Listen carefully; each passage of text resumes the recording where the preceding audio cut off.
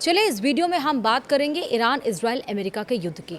जब हर वक्त ये लगता है कि अब युद्ध या ख़त्म हो जाएगा, अब सीज़ फायर होगा, अब सब कुछ सही हो जाएगा, तब उसके उल्टा ही कुछ होता है। एक बार फिर से इजराइल ने ईरान पर ताबड़तोड़ हमला शुरू कर दिया है। तेहरान में धमाके की गूंजें सुनाई दे रही हैं। नमस्कार, आप देख रहे हैं न्यूज़ 18 का डिजिटल प्लेटफॉर्म। मैं हूं आपके साथ श्रुति श्रीवास्तव। ईरान और इजराइल के बीच तनाव बढ़ गया है। ईरान ने रविवार की रात अचानक इजराइल पर जोरदार हमला बोल दिया। इसके बाद पश्चिम एशिया में एक बार फिर से युद्ध शुरू हो गया। अमेरिकी राष्ट्रपति डोनाल्ड ट्रंप ने दोनों के बीच शांति कराने की कोशिश की, लेकिन फेल रहे। इजराइल ने पलटवार शुरू कर दिया है। चलिए समझते हैं विस्तार से। दरअसल पश्चिम एशिया में हालात तेजी से बिगड़ते नजर आ रहे हैं। अप्रैल में लागू हुए युद्ध विराम के बाद पहली बार ईरान ने सीधे इजराइल पर मिसाइलों की बौछार कर दी। इसके बाद इजराइल ने भी जवाबी हमला कर दिया। अमेरिकी राष्ट्रपति डोनाल्ड ट्रंप ने दोनों पक्षों को रोकने की कोशिश की थी, लेकिन नाकाम रहे।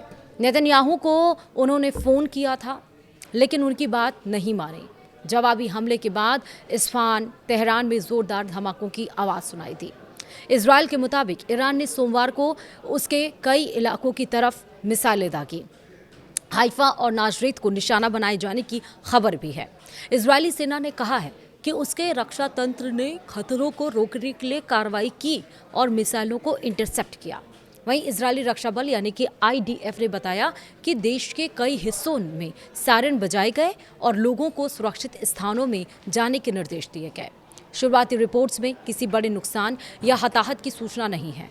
ट्रंप ने नेतन्याहू को फ़ोन किया, और क्या फ़ोन किया वो भी समझिए। हालात को और भड़कने से रोकने के लिए अमेरिकी राष्ट्रपति डोनाल्ड ट्रंप ने इजरायली प्रधानमंत्री बेंजामिन नेतन्याहू से बात की थी।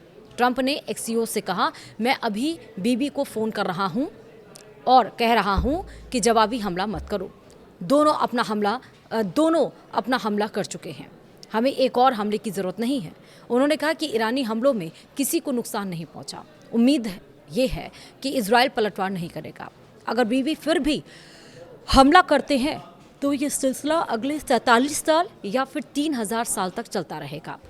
फॉक्स न्यूज़ से बातचीत में ट्रंप ने ईरान को भी संदेश दिया। उन्होंने कहा कि तुमने अभी अपनी मिसाइलें चला दी हैं, अब काफ़ी है। बातचीत की मेज़ पर लौटो और समझौता करो। ट्रंप ने दावा किया कि ईरान के साथ अंतिम समझौता अगले कुछ दिनों में हो सकता है। अब सवाल ये कि आखिरकार जब ये अंतिम समझौते की तरफ ये पूरी लड़ाई चल रही थी, तो अचानक से ये नया विवाद क्यों भड़का, वो समझिए। ईरान का यह हमला बेरूत के दक्षिणी उपनगरों पर इजरायली हमले के बाद हुआ। इजराइल ने कहा था कि यह कार्रवाई हिजबुल्लाह की ओर से उत्तरी इजराइल पर हुई गोलीबारी के जवाब में की गई थी। इसके बाद ईरान ने चेतावनी दी थी कि वह जवाब देगा। अब मिसाइल हमले के बाद तेहरान का रुख और सख्त हो गया है।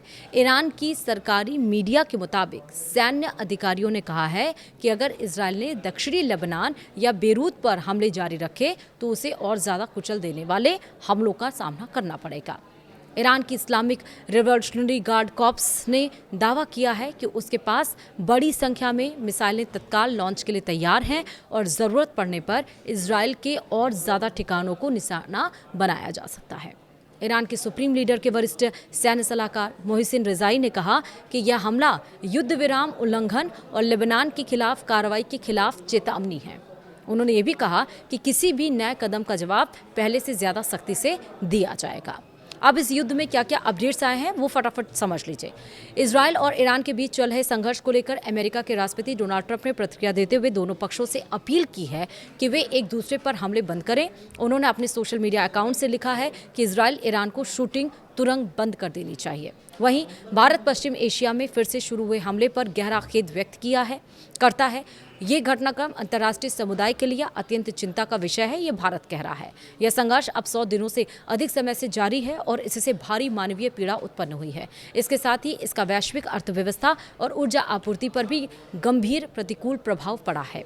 भारत सभी पक्षों से तनाव कम करने नागरिकों की सुरक्षा सुनिश्चित करने और कूटनीतिक समाधान के लिए जारी वार्ताओं को सफलतापूर्वक संपन्न करने का आग्रह करता है, ताकि क्षेत्र में शांति और स्थिरता बहाल हो सके।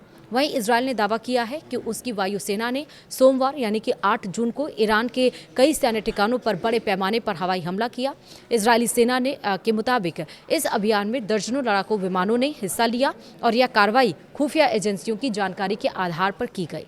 इजरायली सेना ने कहा है कि हमलों का निशाना ईरान के विभिन्न इलाकों में हाल ही में तैनात किए गए वायु रक्षा सिस्टम थे। इन ठिकानों पर सटीक हवाई हमले कर उन्हें नुकसान पहुंचाने की कोशिश की गई। इजरायली अधिकारियों के मुताबिक इस अभियान का उद्देश्य ईरान की रक्षा क्षमताओं को कमजोर करना और भविष्य में संभावित सैन्य अभियानों के लिए इजरायली सेना की कार्रवाई की स्वतंत्रता बढ़ाना है। वहीं ईरानी मीडिया की रिपोर्ट के मुताबिक तेहरान के आसमान में उड़ रहे एक ड्रोन को ईरान की वायु रक्षा प्रणाली ने मार गिराया। ईरान ने दावा किया है कि यह ड्रोन अमेरिका इजरायल समर्थित दुश्मन का था। समाचार एजेंसी मेहर के मुताबिक ईरानी एयर डिफेंस ने ड्रोन को सफलतापूर्वक निशाना बनाकर नष्ट कर दिया। वहीं ईरान के शहर इस्फहान में भी विस्फोटों की आवाज़ें सुनाई दी। रिपोर्ट के मुताबिक इलाके में एयर डिफेंस सिस्टम सक्रिय कर दिया गया था और सुरक्षा एजेंसियां स्थिति पर नजर रख रही थी।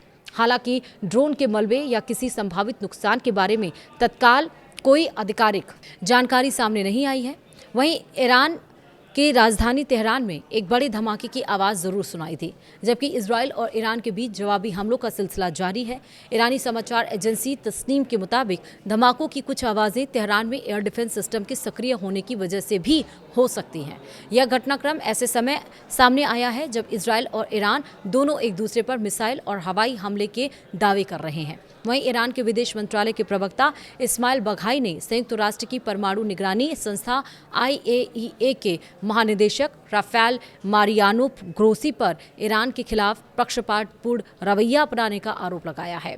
बघाई ने दावा किया है कि ग्रोसी मौजूदा संघर्ष की वास्तविकताओं को नज़रअंदाज कर रहे हैं और उनके विचार IAEA की विश्वसनीयता को नुकसान पहुंचा रहे हैं। उन्होंने ये भी कहा कि एजेंसी के महानिदेशक पक्षपातपूर्ण तरीके से काम कर रहे हैं और ईरान और उसके परमाणु कार्यक्रम से जुड़े मुद्दों पर जानबूझकर पक्षपात हो रहा है।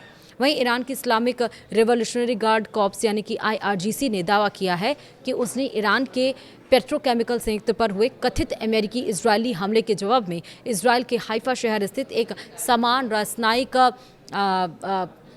रासायनिक जिसको हम बोलते हैं संयंत्र को मिसाइल से निशाना बनाया है। वहीं IRGC के मुताबिक यह कार्रवाई जवाबी सैन्य अभियान का हिस्सा थी। गार्ड्स ने अपने बयान में चेतावनी दी है कि यदि क्षेत्र में गैर सैन्य और ऊर्जा ढांचे से जुड़े ठिकानों पर हमले जारी रहे तो इससे गंभीर असर वैश्विक अर्थव्यवस्था पर पड़ सकता है। वहीं IRGC ने दावा किया है कि ऐसी किसी भी स्थिति के लिए अमेरिका जिम्मेदार होगा। फिलहाल ये लड़ाई अब छिड़ चुकी है, एक नया मोड़ इस लड़ाई में आ गया है। देखना होगा कि अमेरिका इस लड़ाई को जो बंद करने की कोशिश कर रहे हैं, कह रहे हैं कि अपने अपने जवाब आपने दे दिया, अब एक और हमला नहीं होना है, लेकिन इस बीच में हमले जारी हैं। अब ये लड़ाई कब जाकर रुकेगी कोई नहीं जानता। वीडियो में इतना ही, नमस्कार।